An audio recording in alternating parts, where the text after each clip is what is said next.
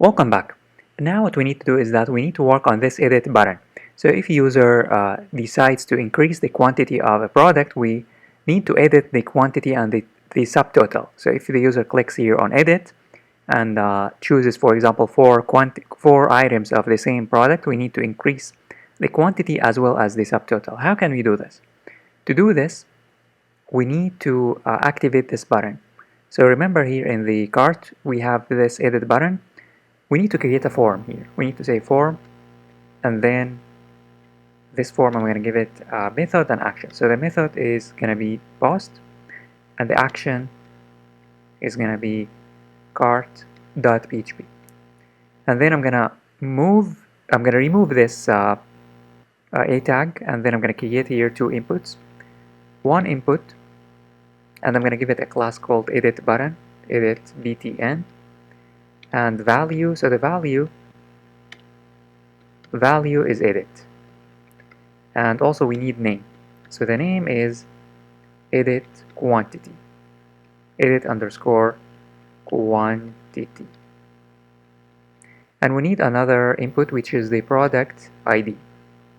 Input, and then name, first type. The type is hidden, and the name is product ID.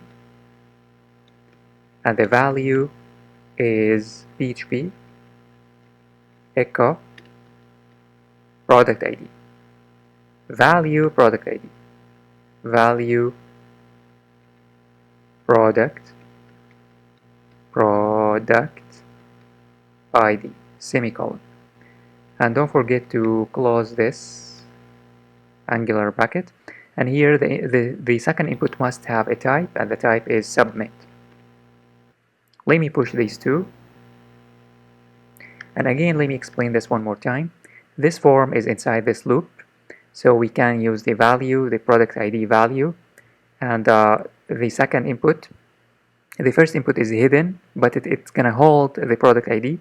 The second input is going to submit the form, and it will allow us to get the product ID and edit the quantity. So we also need the quantity itself. So we need to create another input for the quantity itself. Remember, the quantity is this. So we need here to create another input. I'm going to say input. Or actually we have the input, this input, we need to copy it, and then we need to move it over to the form. So it's going to be here. So this is the quantity. Let me save, and let's make sure that the HTML code is not broken. So as you can see, it's fine, but we need to fix the edit. So we need to remove again, we need to head on over to CSS, and we need to edit we need to open the style.css, and then for the edit button, we need to here say background color white, and we need to remove the borders, border none, and the width is 100%. Let me save and let me make sure that the design is fine. So let me go back to the cart page. So in the cart page, we now have actually a problem. So let me remove this width. I don't think that the width is needed here. So again, I need to go to the cart one more time, and this should fix it. So it has been fixed. Now we need to work on the logic. So here we need to create in the cart.php. What we want to do is that we need to use these inputs and use the post value of PHP. So at the top we need to add else if. With this else if, we need to push this code, and then we need to create another else if,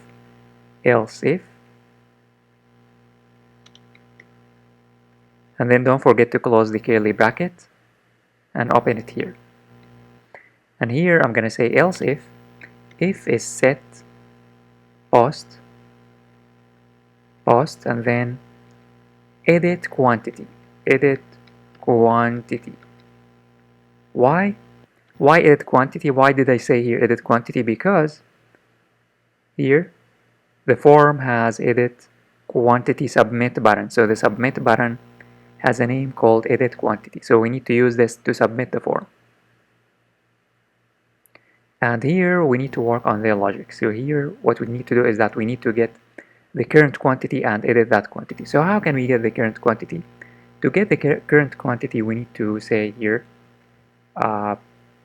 we need first to get the quantity from the form. So I'm going to say um, here product underscore quantity is equal to post, and then product quantity. Remember, the form has product, this form.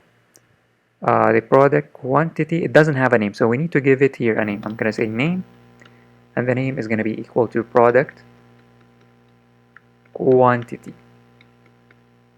So we need the product quantity and the product name from this form. So I'm going to say here product quantity is equal to post product underscore quantity. And then we need the product ID, so I'm going to create another variable called product ID, and it's going to be equal to post product ID. Post and then product ID. Now we need to access the session and update the product quantity. So to access the session, we can say session and then cart, and then we need to get the product that the array of that specific product. So we need to say product ID. So this is going to return an array. Here I'm going to say product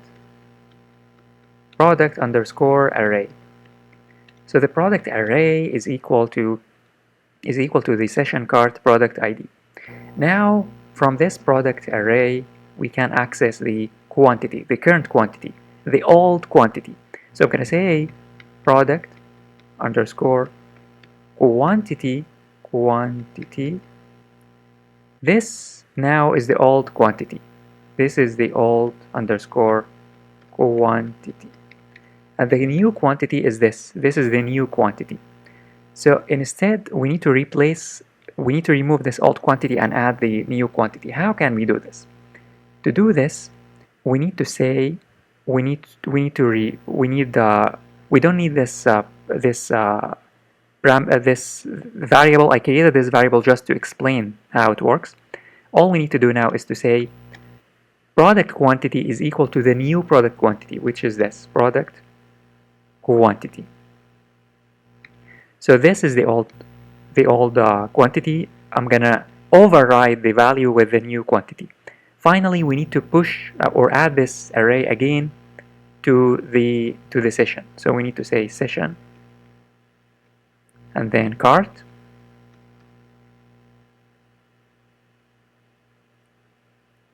and then product ID is equal to the array. So we need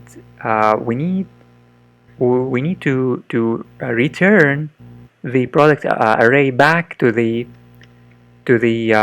session. So let me explain this code one more time here. I'm gonna add comments here first.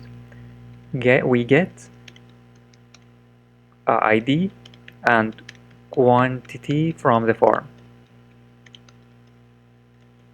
And then the second step is to get the product array from the session. We extract that array, we extract out the array from the session because there might be many products. The third step is to update product quantity. The last step is to put back, to return